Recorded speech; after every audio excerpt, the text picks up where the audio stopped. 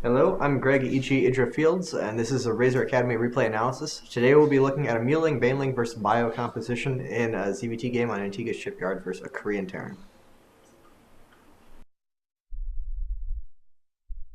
Here we have me, EG.IdrA is the red Zerg in the bottom left, and a Korean Terran. I'm not sure what his AKA is, probably a Smurf, but Korean ID. Blue Terran in the top right. And I actually am demonstrating this replay just because it's one of the few wins I have versus Terran. I've been struggling a lot versus Terran in the Heart of the Swarm beta. I feel Proxy Reaper is very, very difficult to deal with because the Reaper basically forces you to go a gas unit, either Speedlings or Roaches, to secure your third base. And Terran's able to just get their two bases up running nearly the same time you actually start droning yours once you're done dealing with the Reaper. And Terran, always the more cost-efficient race early on in the game, barring specific situations like very effective baneling hits or something like that. So when they are able to get a big economy like that, and they have map control as well early on, things just become very, very difficult for the Zerg player. But in this game, I do actually spot his SCV and prevent the Proxy Reaper, so I do manage to do much better than normal this game. I'm kind of proud of that, so you get to share that with me. And here my Overlord does actually see his SCV going up to Proxy. An interesting facet of the current Proxy Rex Reaper trend is that the barracks can actually be built pretty much anywhere on the map. If you proxy your 2 racks up here for a Marine SCV rush, that's a pretty long rush distance from your opponent. It's not particularly effective. However, a Reaper can hop right up in here, and it's actually even faster when they build it up here, way outside the normal scouting path. So what I actually do is I always send an Overlord up in this direction. I usually send a drone down around here. You have to be much more attentive with your scouting patterns in order to deal with that. And if you do not actually find the Proxy Rex, then you're going to be in a lot of trouble. So we see he is forced to build the barracks back in his main base. I'm going to send my drone in because the next big thing you have to scout for after you either find or don't find a Proxy Rex is whether or not your opponent is taking their gas. If they are taking their gas, then you need to gas yourself on around 17 supply. About 15 hatch, 15 pool, 17 gas is what I go for. In order to get that Speedling upgrade up in order to secure your third versus Reapers. However, since I see that he has no gas, I'm actually free to just go gasless 3 base, which is what you're always aiming for as Zerg. That's kind of the comfortable macro game. That's what you really want to happen. It's very, relatively easy to play from there, as you're able to get a much larger economy going than the Terran early on, unless the Terran is incredibly greedy and goes for 3 orbitals without sufficient defense, in which case they are taking a pretty big risk that they could be punished for. And once you are up to that 3 base situation, you're able to, if they are going bio, go Muta Ling Bane. Muta Ling Bane has received a pretty big buff in Heart of the Swarm just because of the speed increase and the health regen increase to mutas. They're now much more powerful as harass units. Of course, you do have to watch out for Widow Mines. Widow Mines very dangerous against Mutalists. However, if you are safe again, or if you are more careful about Widow Mines, if you do have Overseers on your opponent's perimeter, you can run in harass. The speed obviously allows you to hit multiple different targets much more quickly, and the regen then allows you to heal very quickly, so you can go back in again with full health mutas. So Muta Ling Bane, great versus bio. Against mech, Zergs haven't really settled on an ideal composition. On some maps, if it's very hard to hold on to the third, Roach Hydra is great. You can drop in their main, you can spread them out with attacks, and then you can head up to Hive Tech and Vipers to close out the game. However, on maps where it's pretty easy to defend 3 bases with a relatively small army, mech doesn't really seem to have a ton of weaknesses that we have figured out just yet. It can be very difficult to deal with if you don't get lucky somehow. And so here we see I am doing my generic macro ZVZ build, which is 4 queens immediately, no gas, and then drone up to 44 supply. And I'll take my double gas and send out my drone to take my third base at about the same time. I feel this gives a good balance between getting the Speedling upgrade, getting your Carapace and melee upgrades quite early, just getting everything going, plus getting that third hatchery going, and getting your economy running. Plus you have those 2 queens to spread creep and to get additional defense. See, the command center has gone down for him, also putting down a factory, and he's playing a pretty generic Wings of Liberty ZvT thus far. Possibly why I did much better versus him than I usually do against Terrans. I feel the mech style is much better for the Terran players. As a Zerg player, if you are a Terran listening to this, mech is much more difficult to deal with for me. Just because there are no holes in it. It's very easy for mech to play just defensively and build up to that super army. You don't really have to make something happen as Terran. Whereas as a bio player, you pretty much have to get drops in somewhere. You have to find some way to throw your opponent off guard. You have to be constantly out there denying creep spread, denying expansions, and then you have to hit your timing rush before Broodlords. As a mech player, you can choose to hit a pre-Broodlord timing. Otherwise, you can kind of just sit back and make sure you have a good composition. Rely on Ravens, Battlecruisers, whatnot. It's a much simpler way to play. You just have to be very conscientious about Zerg timings and make sure that you have proper defensive structures and in place at the right time, and then make sure your tanks are positioned well. So mech is a much more knowledge-based style, whereas bio is a much more mechanics-based style. You have to be fast and active with good macro, good micro. Whereas mech is more just about knowing when you're going to need to stop what threats, and then getting up to that proper composition endgame. And to me personally, it seems it's much easier to multitask someone than to depend on them not knowing what times you can possibly attack. So we see he has gone for 3 barracks, and then a fast start part quite quickly.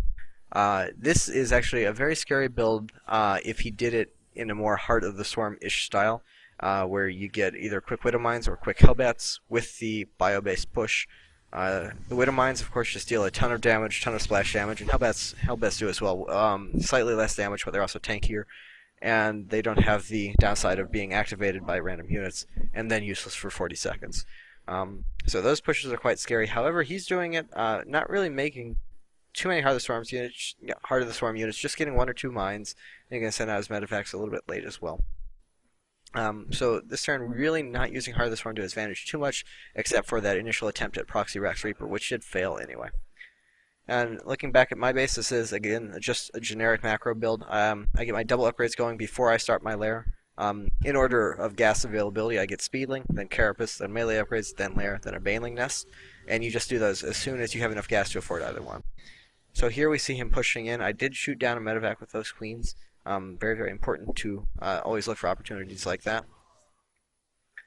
And here the queen's pushing his units back. I got that spine crawl up there just in case. Terran's going for a lot of mid-game timings, or early mid-game timings in TVZ right now, so that spine crawler, well worth it, especially given that I did get up to 3 base.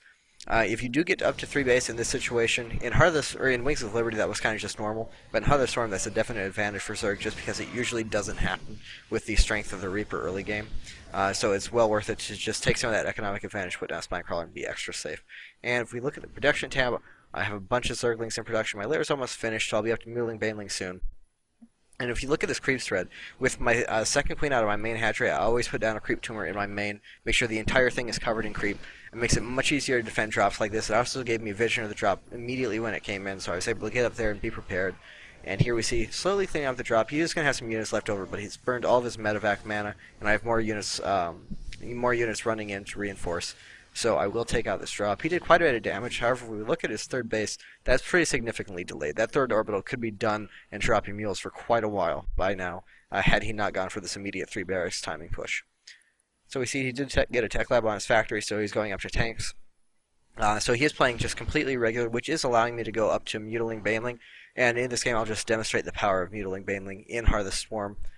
Along with just the importance of generic mechanics, making sure your creep thread continues, making sure you have good drone saturation everywhere, expansions at the proper timing, very focused on upgrades.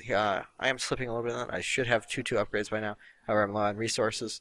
No, I'm not. I'm a Zerg player. I have lots of resources. I should be. There goes the 2-2 upgrades. 2-2 upgrades incredibly important because the 2-2 timing is the one thing that the Zerg can really use to their advantage in the mid game. That's the one time you can really be aggressive should nothing else happen in a completely standard game. Once you hit that 2-2, your Terran opponent has to cut a lot of corners early game to have 2-2 at the same time as you. And so if you see that you are at 2-2 ground upgrades before his Marines are, then that's a pretty good attack timing for you, assuming all else is normal, just because your units will be much, much more efficient than his. Both Lings and Marines have such high rates of fire that upgrades just matter tremendously in fights involving the 2 units. So here we see I'm double expanding far away from each other. When you are playing a Muta Ling Bane style, that's a very highly mobile style. It allows you to get around the map very quickly, much more quickly than your Terran opponent can move their main army. Obviously, he can drop all over and take out expansions, but for his entire army to actually engage a base, that's a pretty big time commitment for him. So spreading out multiple expansions is a really good way to deal with an opponent. If he comes down here and kills this base, then I still have this base up and running. And it's going to take him a very long time to move his army up there. And in that time, I'm going to be gaining more and more units. So here we see a drop actually coming in down here. But at the same time, I come in and catch him off guard with some Mutalisks, do a lot of SCV damage. And we look, he is putting up turrets now, but we'll see just the harass power of Mutas. Even if they don't do a ton of damage, they're going to keep him running all over. They're really going to prevent him from playing his own game, from putting more pressure on me. Another good thing is they're great at running down medevacs now. Medevacs, of course, do have that speed boost, which makes it a little bit more difficult. However, as soon as the speed boost runs out, the mutas will catch them very, very easily, as mutas are quite a bit faster than medevacs right now. So they are not only good aggressively, but defensively as well. And we see Infestation Pit goes up and heading for Hive. This is a pretty late Hive. I've always enjoyed playing very mass muta lair unit-centric styles, and as we can see, with the strength of the Mutalist, that's now much more viable, so I'm definitely tending towards that style whenever I get the opportunity to play it. Unfortunately, Muta Ling Bane doesn't work particularly well against mech. In fact, it doesn't work at all versus mech, so I don't usually get to use it. Very happy whenever someone plays Bio versus me, and I do get a chance to make my Mutalisks. So, you see the Infestation Pit has now finished. I'll be starting up the Hive soon, but the Hive is honestly... you want to get the Hive even if you're not heading directly towards Broodlords and Ultralisks. You want to get it as soon as you can because that's going to force an attack out of the Terran player. It's gotten to the point where he has... Oh, he actually has 1-1 upgrades. His upgrades are quite late. He's not in a position where he really wanted to move out. He is moving out and attacking. But he's not in a position where he would have been vulnerable had he sat back and played defensively. I wouldn't really have been able to attack him pretty much ever. Muta Ling Bane just isn't that well designed to break turtling Terrans. It doesn't have any siege units. It doesn't have any incredibly powerful units like the Ultras. But the main thing is just you don't have Broodlords. So those are the units you use to break a siege.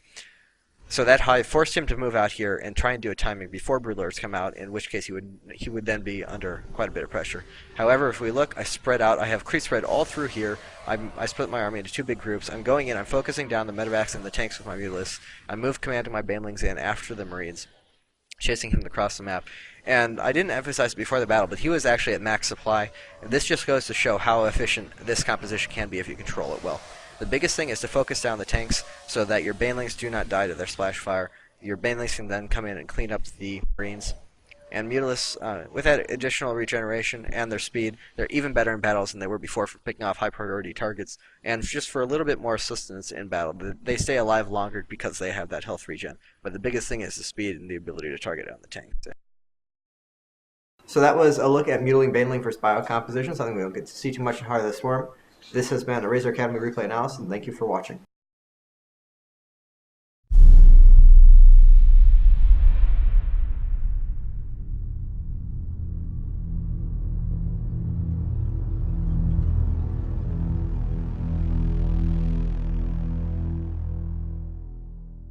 Hello, I'm Greg, and this is a Razer Academy replay analysis. Today we'll be looking at a generic Muta ZvZ build order in a game versus Pulse Kane.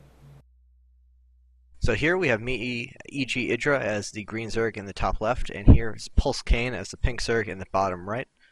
And this game will be a demonstration of more passive Muta versus Muta play, and also a demonstration of the most efficient two-based Muta build for ZvZ that's currently in play. This is a pretty safe generic build. There are some